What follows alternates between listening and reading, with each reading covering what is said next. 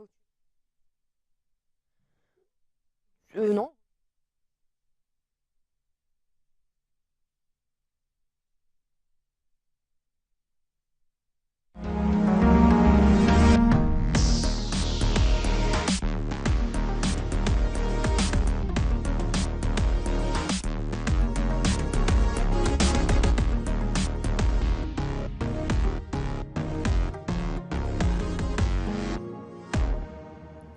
Bonjour à tous, c'est l'heure de Médiasphère, la revue de presse de la rédaction. Avec moi sur ce plateau pour décrypter l'actualité de cette semaine, Pauline Courceau, bonjour.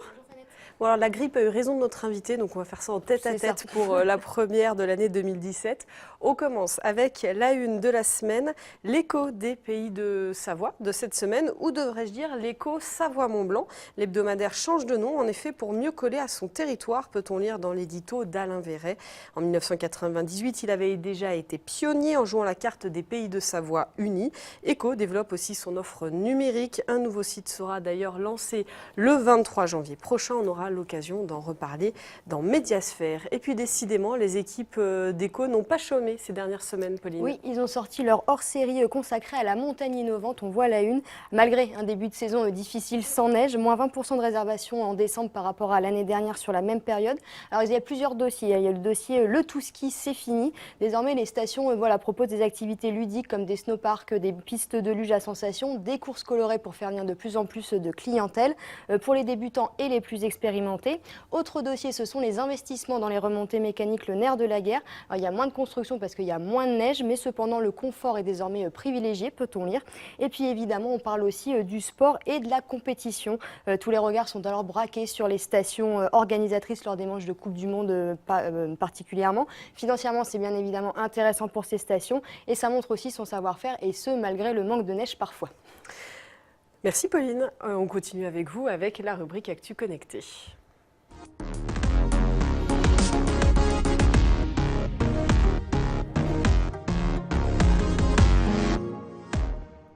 Nous avons jusqu'au 31 janvier, paraît-il, pour nous souhaiter la bonne année. Exactement, Fanette. Les vœux, c'est le passage obligé forcément en ce début d'année. Les politiques n'y échappent pas. En plus, c'est une année présidentielle. On commence avec Laurent Wauquiez, alors qui n'a pas tweeté d'un point de vue personnel, mais a retweeté les vœux de la région Auvergne-Rhône-Alpes après un an d'existence. Hervé Guémard, lui, s'est essayé aux vœux en vidéo depuis Albertville pour une année décisive pour la France et l'Europe, peut-on lire. Et puis Loïc Hervé, sénateur, lui, s'est exprimé en anglais pour ses vœux 2017. Enfin, Christian Dupessé, le maire d'Annemasse, rappelle la cérémonie des vœux qui aura lieu le 13 janvier prochain avec un dessin humoristique pour inviter tous les habitants à se déplacer. Les réseaux sociaux ont rendu hommage à un précurseur cette semaine. Jean Vernay, qui est décédé cette semaine à l'âge de 83 ans après un AVC, figure mythique du département qui s'est éteint donc à l'âge de 83 ans. Champion olympique en 1960, c'est lui qui a inventé la fameuse position de l'œuf, vous le savez, pour gagner en vitesse. Il a également créé sa marque de lunettes et surtout la station d'Avoria, la station 100% piétonne. Même les journaux étrangers lui ont rendu hommage sur les réseaux sociaux. Ces obsèques auront lieu ce lundi.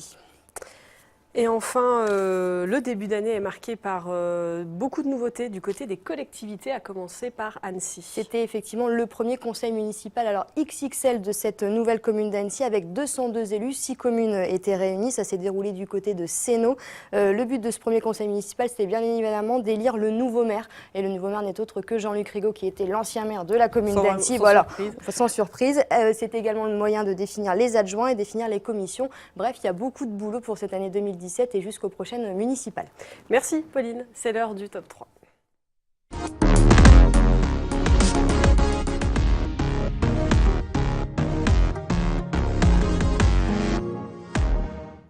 Et Fanette, on continue à parler commune nouvelle, mais cette fois-ci en Savoie. Voilà, c'est l'hebdomadaire La Vie Nouvelle qui consacre un dossier à la réforme territoriale et aux communes nouvelles dans le département. Le département qui compte 3 communes nouvelles en ce 1er janvier. Courchevel, Valseny et Saint-François-Longchamp. Vous le voyez là sur la gauche. Et puis retour aussi dans ce dossier sur la fusion des communes des Bellevilles. Villarullin et Saint-Martin-de-Belleville ne font plus qu'un depuis un an et manifestement ça se passe bien. Et c'est d'actualité, on parle de tourisme hivernal chez nos voisins suisses. Voilà, c'est la tribune de Genève de ce vendredi qui revient donc sur le manque de neige. De nombreux experts internationaux vont se réunir la semaine prochaine à Crans-Montana pour échanger sur le tourisme hivernal. C'est la première déclinaison européenne du Mountain Travel Summit, c'est l'un des colloques les plus importants pour le tourisme de montagne. L'interview du directeur que vous voyez là est assez intéressante, du directeur de Crans-Montana Tourisme. Je le cite, « Je pense que 70% des vacanciers ne considèrent pas le ski comme une priorité. Je m'inquiète davantage pour les 30% restants. » L'interview est assez intéressante. Et puis on termine toujours en montagne avec un projet qui ne fait pas l'unanimité.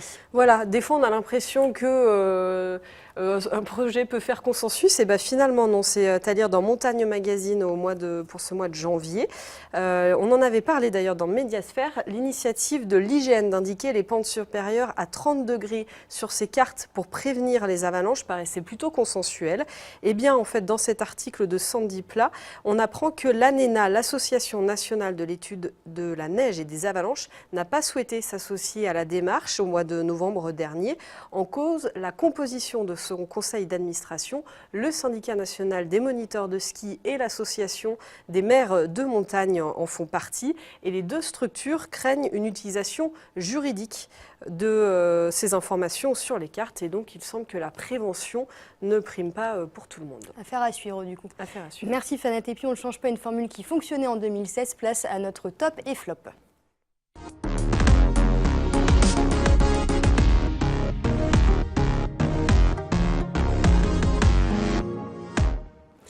Et comme chaque semaine, on commence avec les flops, la pollution, encore et toujours. C'est ça, c'était la fin de l'alerte pollution avant-hier dans la vallée de l'Arve, après plus de 30 jours au-dessus du seuil de particules fines. Même les journaux nationaux comme nos confrères du Monde ici en ont parlé. Une des communes les plus touchées, c'était la commune de Passy. Hier d'ailleurs, les vœux ont dû être annulés car des anti-pollution ont fait éruption durant cette cérémonie des vœux pour montrer leur mécontentement, et ce malgré la fin de l'alerte pollution. Et puis vous sonnez, Fanette, on avait fait voir ici dans Médiasphère une vidéo des élèves d'une école primaire qui dénonçait justement cette pollution. Eh bien, le préfet a réagi sur cette vidéo lors d'une conférence cette semaine. C'est un buzz qui dérange puisqu'il dénonce une prise d'otage des élèves en s'interrogeant notamment sur leur droit à l'image. L'école a répondu en disant que les parents signent une autorisation en début d'année qui, a priori, il n'y a pas de problème. Et puis du côté de Bonneville, là aussi concernant la pollution, la ville a interdit les camions dans son centre-ville hors livraison. Voilà pour le dossier pollution qui, a priori, de toute façon, reviendra sur le tapis durant cette année. Et puis un autre fléau qui est à la une de l'actualité. C'est la Tribune de Genève qui en parle avec un article sur les décès liés à la grippe à Annecy et Saint-Julien depuis ce début d'année. Pas moins de 10 décès ont été enregistrés. C'est une épidémie cette année virulente, comme nos confrères peuvent le dire.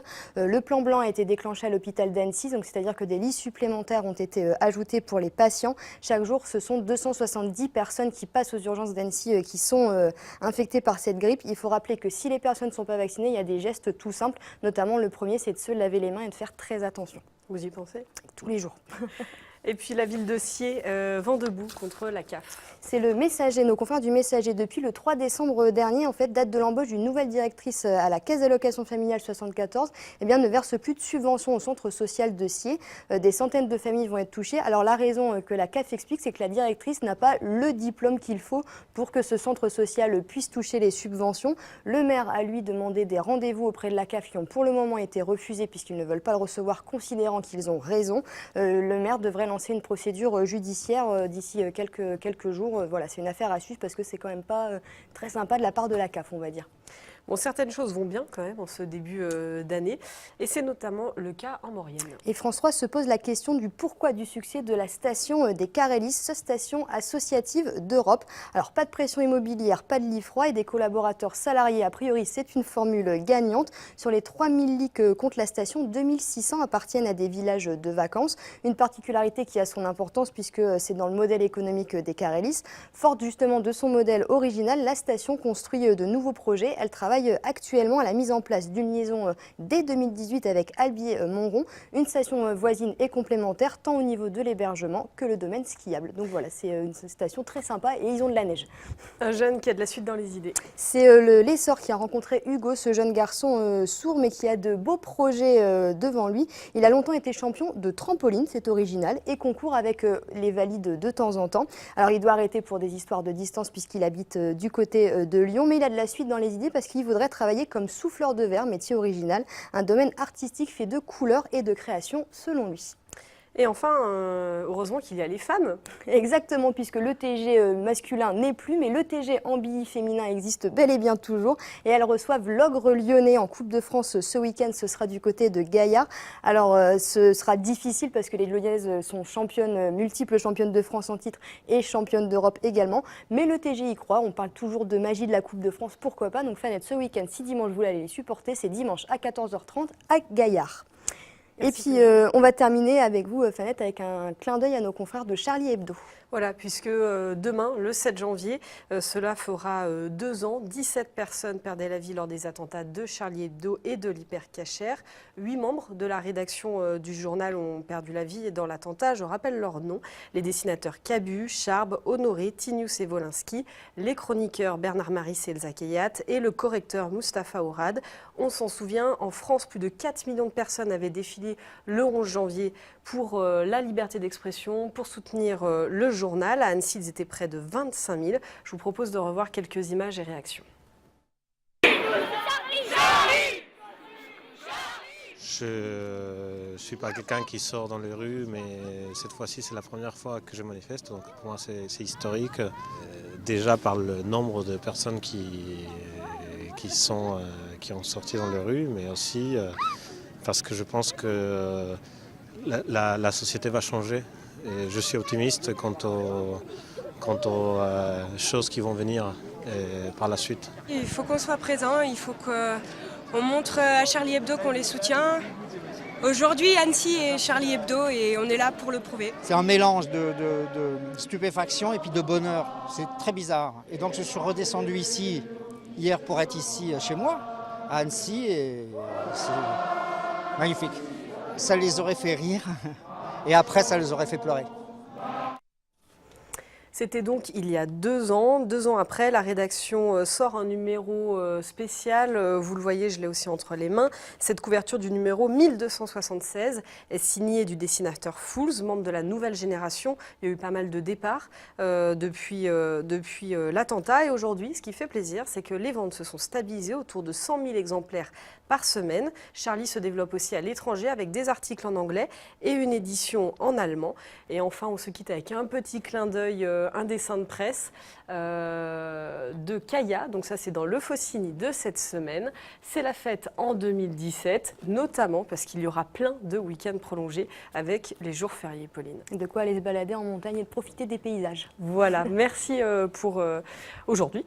Avec et puis, plaisir. Merci à vous pour votre fidélité à Médiasphère. On se retrouve la semaine prochaine pour une nouvelle revue de presse. Passez une très belle journée.